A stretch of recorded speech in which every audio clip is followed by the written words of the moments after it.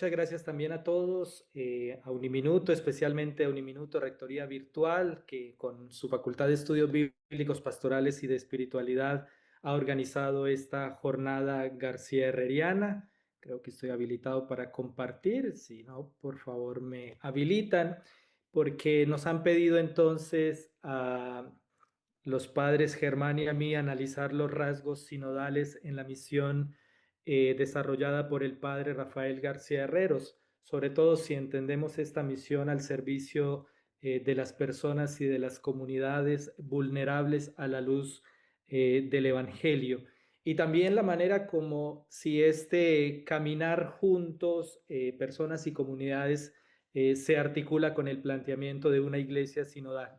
En mi caso me detendré específicamente en dos cosas que creo son claves de lectura para el tema, como son la concepción de misión y evidentemente también de iglesia en perspectiva sinodal, y después de tener un poco delineadas estas dos concepciones, cómo podríamos aplicar estas categorías al pensamiento del padre Rafael, y evidentemente que la concreción de estos dinamismos sinodales ya se pueden visualizar seguramente de mejor manera con lo que también nos comparte el padre Germán Prieto.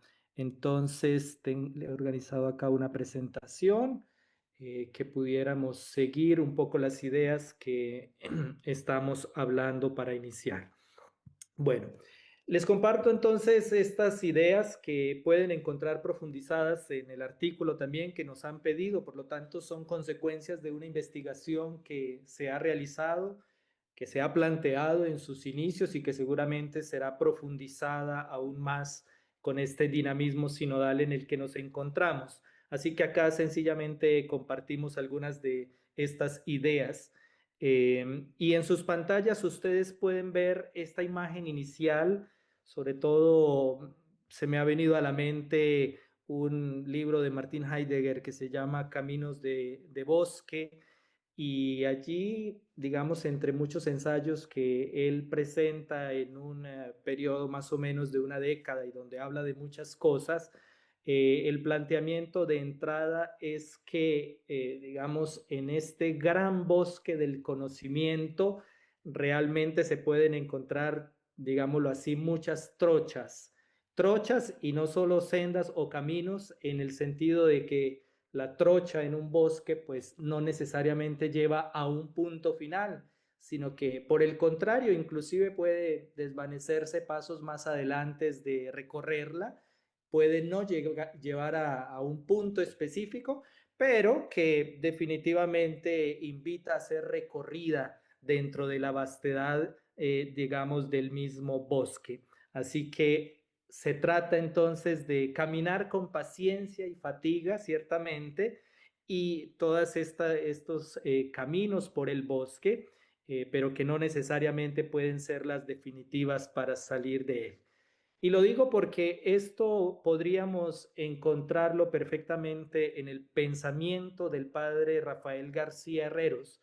De entrada, podríamos decir que este bosque es el mundo para algunos, para otros este bosque sería la misma iglesia, serían los mismos signos de los tiempos que nosotros estamos habituados a leer, o los mismos desafíos pastorales u otros acontecimientos que, como vemos en pantalla, tampoco fueron ajenos a la misma experiencia del Padre.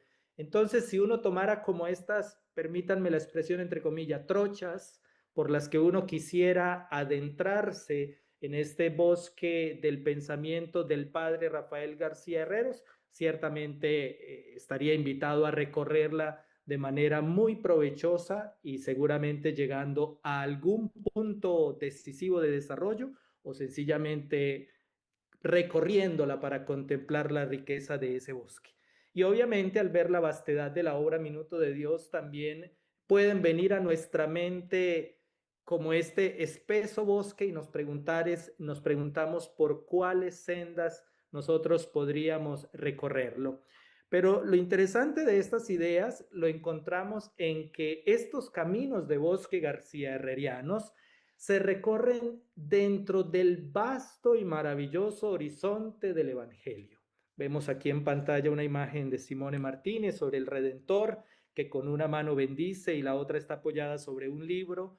Este evangelio que es anunciado por la Iglesia y que ha tenido una vitalidad nueva con el Concilio Vaticano II. Por eso también vemos en pantalla una de las imágenes más famosas de este evento conciliar.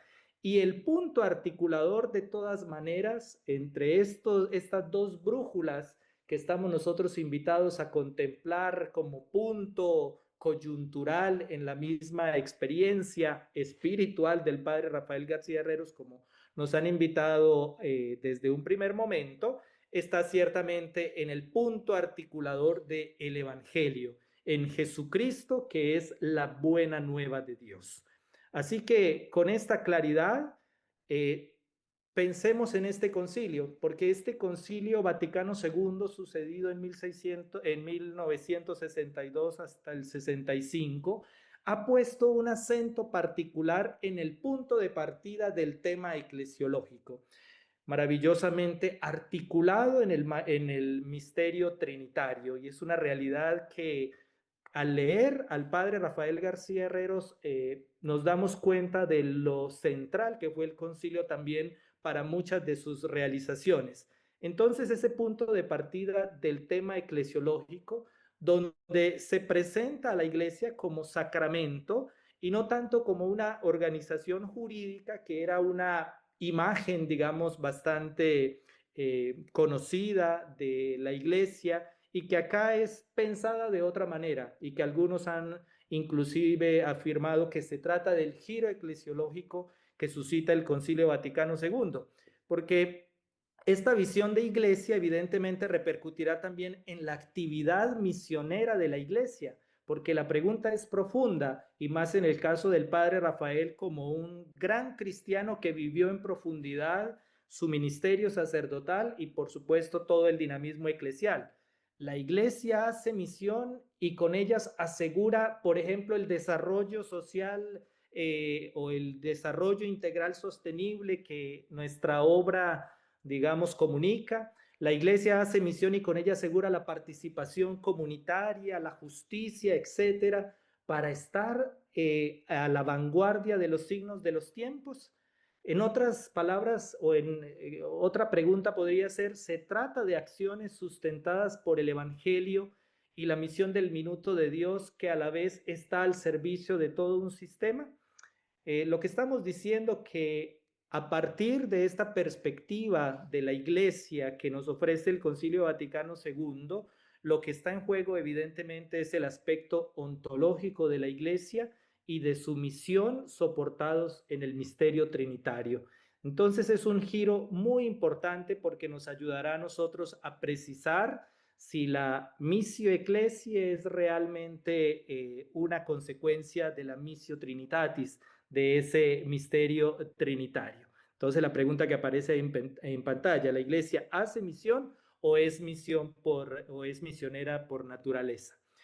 Y el acento eclesiológico de la iglesia en su misterio trinitario toca la misión evidentemente para decir que la iglesia es esencialmente misionera.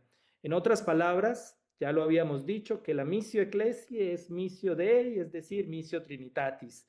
Este será uno de los caminos progresivos que se van a descubrir a lo largo del siglo XX, sobre todo desde estas encíclicas que ustedes, o documentos mejor, que ustedes ven en pantalla y que llegan precisamente hasta un decreto del Concilio Vaticano II que se llama Ad Gentes.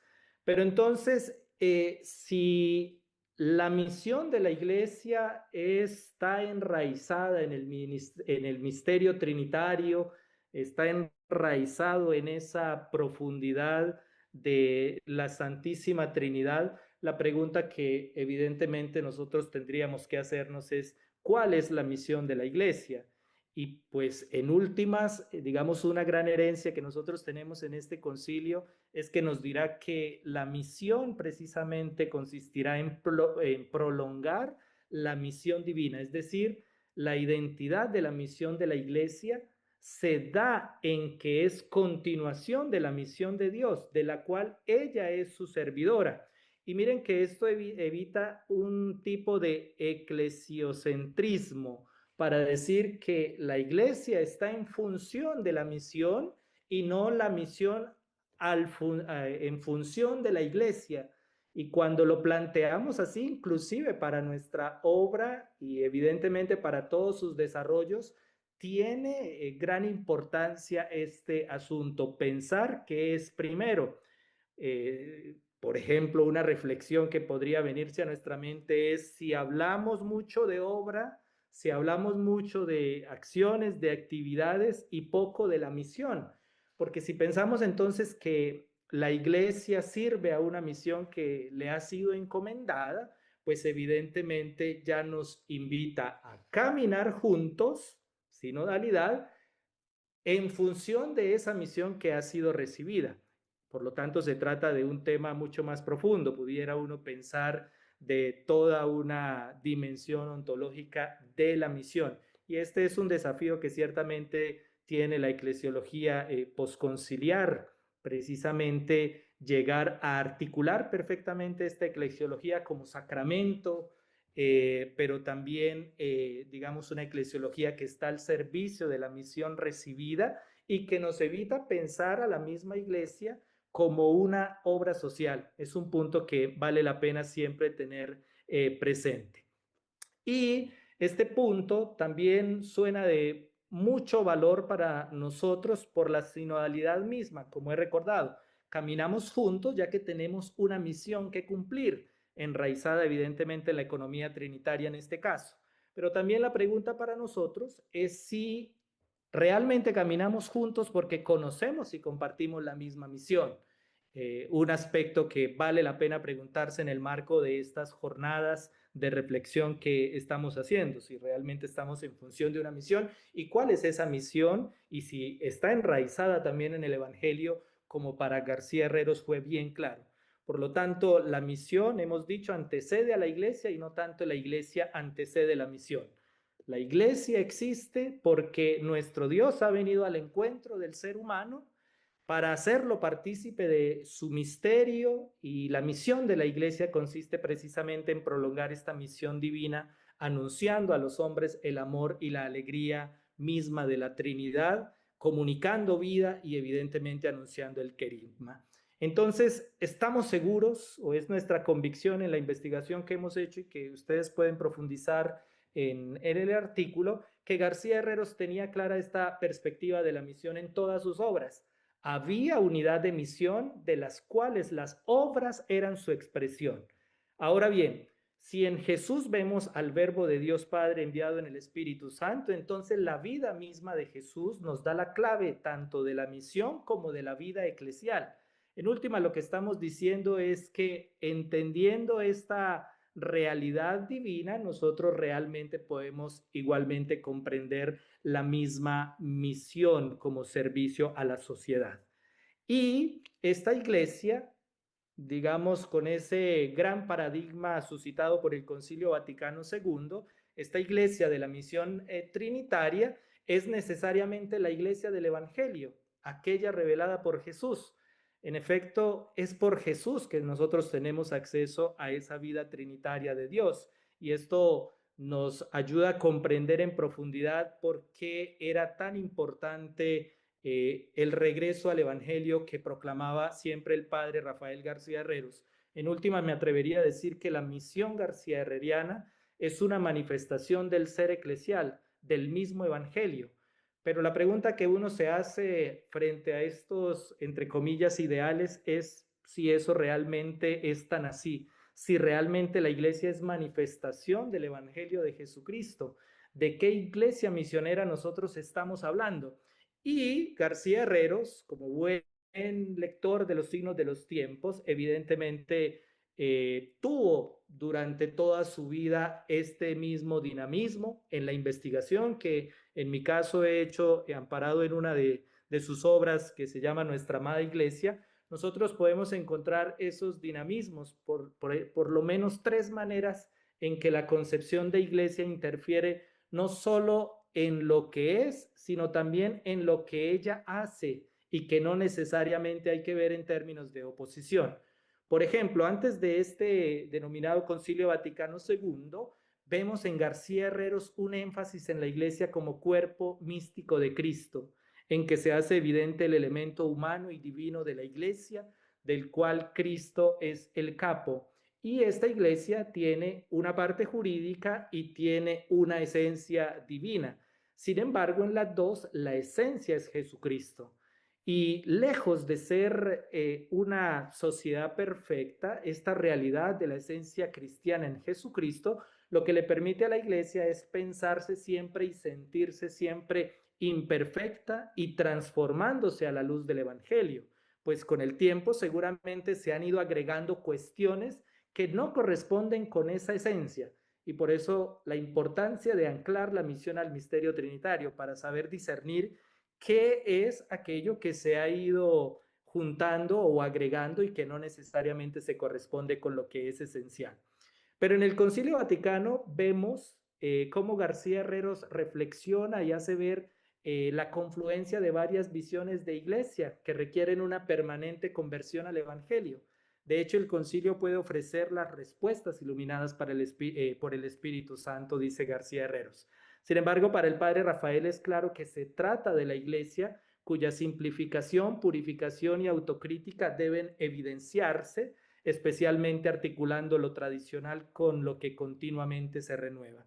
Y posterior al concilio encontramos ya en el pensamiento del padre Rafael García Herreros cómo este acontecimiento fue realmente un gran evento de reforma de la iglesia y por lo tanto aporta una nueva primavera, un nuevo Pentecostés, un nuevo regreso al Evangelio. García Herreros de todas maneras se hace una pregunta que vale la pena siempre pensarla en distintos niveles. Si en última la reforma es de la iglesia o la reforma es de los cristianos. Una pregunta general que en el marco de estas jornadas también vale la pena que cada uno de nosotros se la haga en el nivel correspondiente. Y hace un juego de palabras que me pareció interesante plasmarlo ahí en la diapositiva. Hablando de esta renovación, se dice no herejías, sino renovación. Jerarquía sí, pero también carisma, perdón. No activismo, pero sí respuesta o mejor actividad informada por el Evangelio. Y solo de esta manera se cambiaría el rostro de la iglesia en América Latina.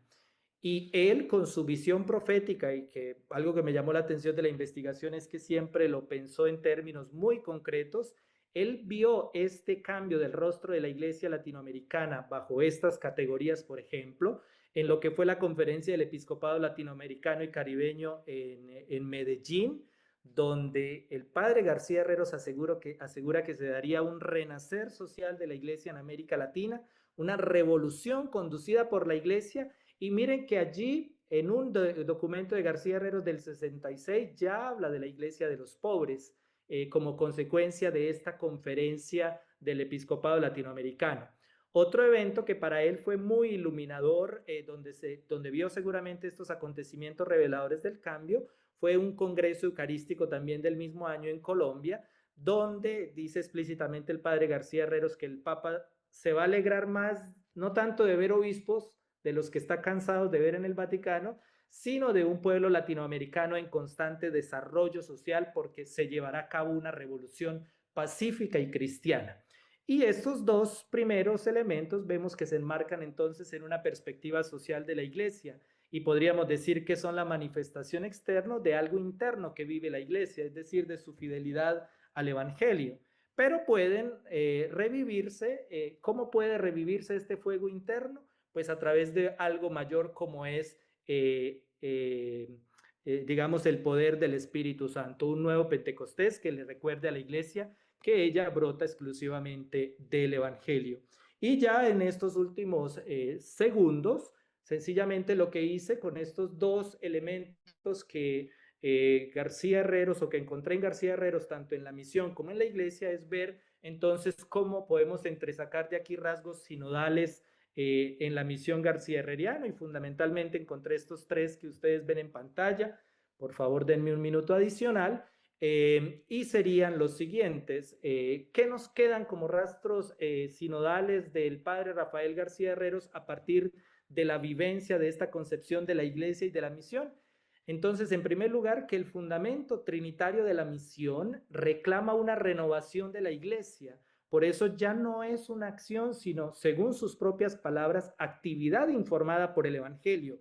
En últimas, se trata de una redefinición del concepto clave de misión para el minuto de Dios también. Lo que está en juego acá es lo que nosotros estamos entendiendo por misión. Si realmente la misión es hacer cosas o donde encuentran su fundamento esas acciones que nosotros desarrollamos a distinto nivel. Un segundo elemento o rasgo sinodal es que la misión García Herreriana es escucha de lo que el Espíritu dice a las iglesias hoy. Este punto tan común ya para muchos puede hacernos olvidar lo que la sinodalidad nos recuerda desde el libro del Apocalipsis, y es escuchar lo que el Espíritu dice a las iglesias.